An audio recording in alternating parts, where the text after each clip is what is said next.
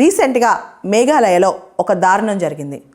Rat whole మైనింగ్లో దాదాపు 18 మంది కార్మికులు అక్కడికక్కడే మరణించారు.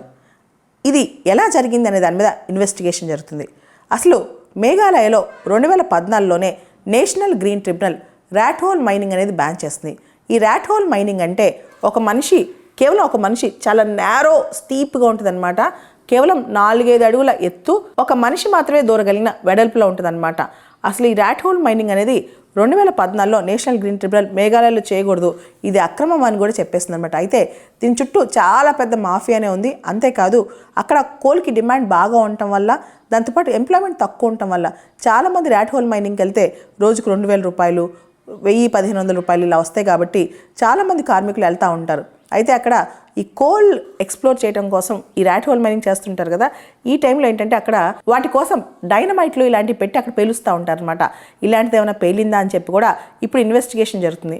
ఏదేమైనప్పటికీ ఈస్ట్ జయంతియా హిల్స్ డిస్ట్రిక్ట్లో మేఘాలయలో ఈ దారుణం అనేది దేశం మొత్తాన్ని కదిపేస్తుంది. ఈ విషయంలో స్పందిస్తూ మేఘాలయ సీఎం ఎవరైతే దీనికి కారకులో వాళ్ళపైన అకౌంటబిలిటీ ఫిక్స్ చేస్తాం, వాళ్ళని తీవ్రంగా పనిష్ చేస్తామని చెప్పి చెప్పుకొచ్చారు.